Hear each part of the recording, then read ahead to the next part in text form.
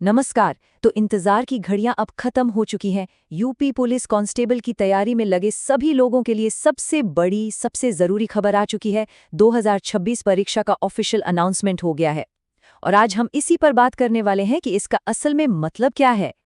जी हाँ, बिल्कुल सही सुना। जिस एक खबर का महीनों से शायद सालों से इंतजार था, वो आखिरकार आ ही गई है। तो चलिए, बिना कोई टाइम लगाए सीधे मुद्दे पर आते हैं। उत्तर प्रदेश पुलिस भर्ती एवं प्रोन्नति बोर्ड ने परीक्षा की ऑफिशियल डेट्स की घोषणा कर दी है। तो ये है वो तारीखें जो अब तैयारी की दिशा तय करने वाली हैं।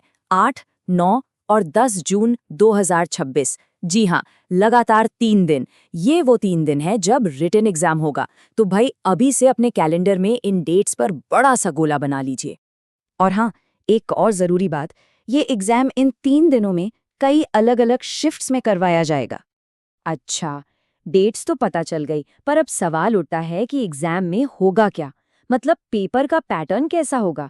आइए फटाफट से इसकी कुछ खास बातों पर नजर डालते हैं। सबसे पहली और सबसे इम्पॉर्टेंट चीज़ है टाइम। पूरे रिटन एग्जाम के लिए मिलेंगे ठीक 2 घंटे, यानी कि पूरे 120 मिनट। और इन्हीं 2 घंटों के अंदर लगभग 150 सवालों को हल करना होगा। मतलब साफ है, यहाँ पर स्पीड और एक्यूरेसी दोनों का ही असली खेल होने वाला है। लेकिन रुकिए, रिटन एग्जाम ही सब कुछ नहीं है। ये तो सफर की बस पहली सीढ़ी है, पूरी मंजिल नहीं। तो सिलेक्शन तक का पूरा रास्ता कैसा दिखता है, चलिए उसे समझते हैं। देखिए, ये पूरी सिलेक्शन प्रोसेस जो है वो 3 मेन स्टेप्स में बटी हुई है। सबसे पहला और सबसे ज़रूरी पड़ाव तो यही रिटन एग्ज़ाम है। जो इसे क्लियर कर लेंगे उन्हें फिर बुलाया जाएगा फिजिकल टेस्ट के लिए। और जो वहाँ भी पास हो गए तो फाइनल स्टेप होगा डॉक्यूमेंट वेरिफिकेशन का। तो अब हमें कब और क्या, ये दोनों बातें पता हैं। अब आता है सबसे बड़ा सवाल, कैसे? ये जो घोषणा हुई है ना, ये सिर्फ तारीखें नहीं लाई है, बल्कि तैयारी से जुड़े कई नए और बहुत ज़रूरी सवाल भी साथ लेकर आई है। तो अब सारा फोकस इन 3 चीज़ों की रिसर्च पर होना चाहिए।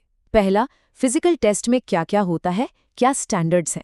दूसरा, रिटन पेपर में कौन कौन से सब्जेक्ट्स आते हैं, मतलब पूरा सिलेबस क्या है।